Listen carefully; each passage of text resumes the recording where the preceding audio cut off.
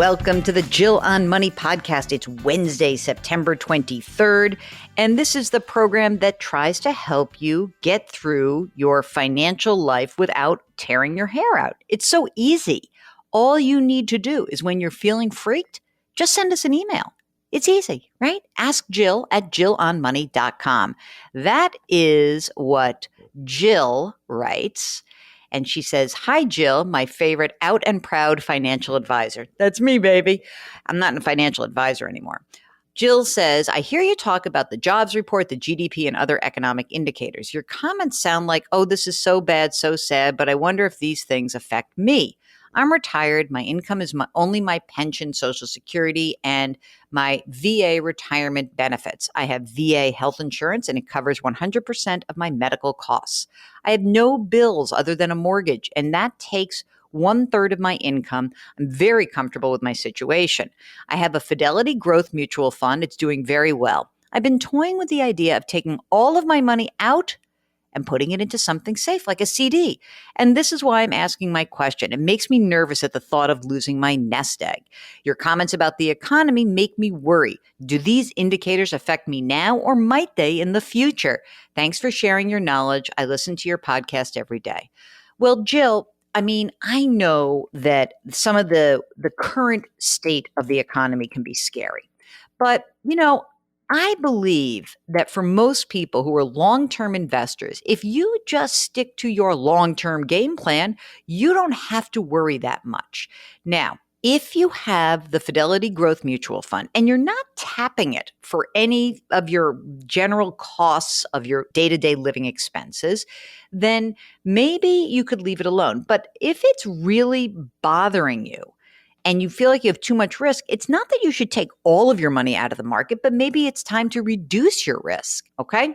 Steve writes, this looks like it's pretty basically the exact same question. The subject is moving investments to cash. Steve writes, "We currently have $1 million in Vanguard personal investor accounts, 65% stocks, 35% bonds. It will be our only source of retirement except a small Social Security check. My wife is 57. I'm 58. We have $300,000 in cash, no debt. Everything's paid for. Our home is valued at $650,000. Our second home, $125,000. We're self-employed and we're worried about the future like everyone else. Since markets are up, we were considering parking our investments in cash until after the election. We want to retire, let's see, it looks like in about six or 8 years. They will have $100,000 to live on before taxes. Vanguard said that if we want to park our investments in a reserve account, they would not continue to work with us." First of all, I'm laughing. I'm not laughing at the question. I'm laughing at Vanguard saying, "No, thank you. We will not work with you." This is a terrible idea, guys. I don't know what you all think you know, but I don't know anything about the election. And even if the market were to go down, we've got 6 or 8 years before you're going to tap this money. If you are nervous, if you are anxious, if you feel like you've got too much risk, then move to a 50-50 portfolio. Do not go to cash. I don't know what's going to happen, and neither do you. Please, gang, we've got to get our heads on straight. Market timing is nearly impossible. Mark, what am I going to do with myself? And also, by the way, you think about 6 to 8 years. Let me throw this in. 6 to 8 years, you're not pulling all your money out at once. You're going to take a fraction of that out. That money's got to last you for 20 or 30 years after that. All right. I'm off my soapbox. Here's Sophie. She's 24 years old. She makes $80,000 a year. And she says, "I'm already saving for retirement, but I'm considering going to law school. I've saved 35% of my earnings over the last 2 years in my 401k and other savings accounts. I'm paying off my car loan. I don't have any other student loan debt. I would hope to start law school in the fall of 2023. I listened to your episode with the caller from Cleveland who was considering going to grad school for his master's in health administration." Okay, gang, if you don't remember that episode, that was an episode where somebody asked us about going to grad school because he was going to see a significant increase in his earnings by going to grad school.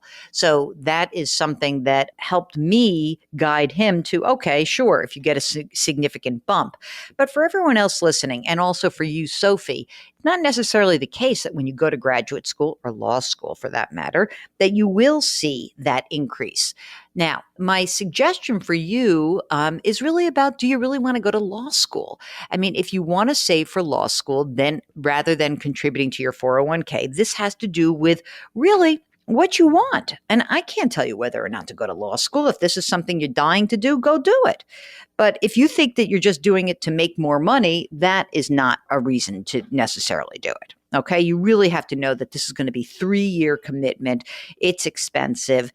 The reality is that if you're going to apply to law school and you're going to make this commitment, then you're going to have to pull back from saving for retirement and start saving more for law school. By the way, a lot of law schools are trying to get people to come to law school, so maybe you can get a little moolah to do it. You never know.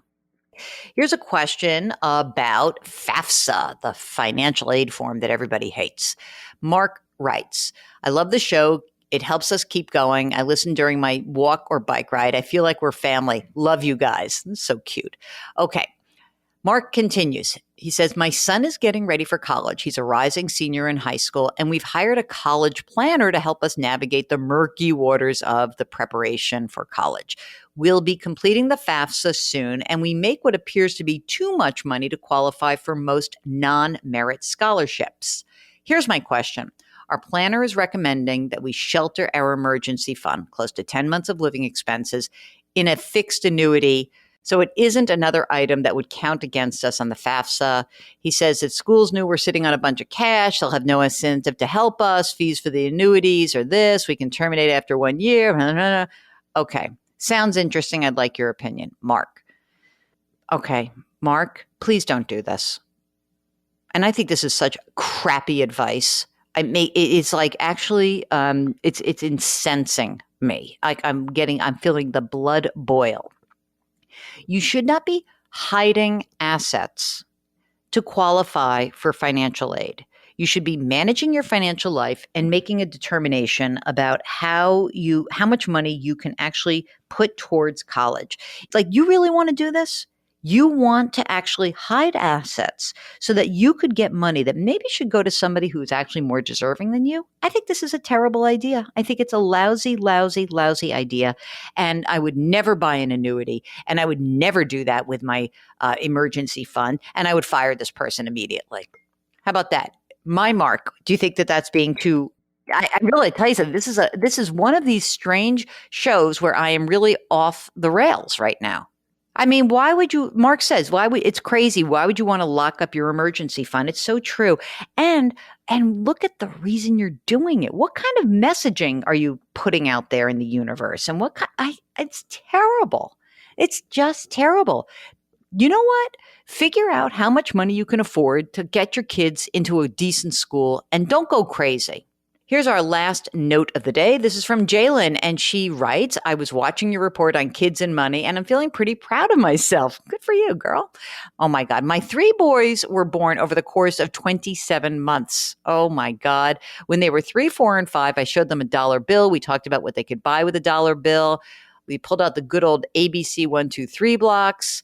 They did all their work. My point is simple. My boys are all doing well now as adults. Of course, some better than others, but overall, I want to thank you for the reminder that I may have been a small part of that. Sincerely, a grateful mother, Jalen.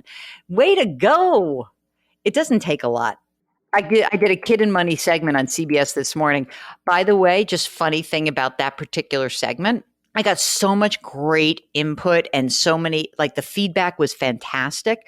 One guy wrote me a physical letter ripping into me because he said that I was being flip about the topic, because I guess I went back to watch it, and some point in the topic I was talking, I can't remember which anchor it was, but I said something about like, you should explain to your kids that this guy FICA is not someone trying to steal your money, that it's, the way you contribute to Medicare. Anyway, the guy says I was flip about that. And I actually just laughed. I could not believe that was the response. More likely than not, the Jalens of the world were appreciative. And for all of you parents, you do have to actually talk to your kids about money. It's how they learn. It is how you model behavior. So I encourage you to do that. And, one of the things that I think is really helpful is there's a website, the Consumer Financial Protection Bureau, consumerfinance.gov. Part of that website is called Money as You Grow. And friend of the pod, Beth Kobliner, was the one who helped create that. It's really good, and it will help you navigate these treacherous waters with your kids, okay? So give that a shot. Okay, that is it. That is the program. If you wouldn't mind, could you leave us a rating or a review? It would be very helpful to us. Don't forget to wash your hands, wear your masks, maintain your physical distancing, and of course, try to lift somebody up today. We'll talk to you tomorrow. Thanks for listening.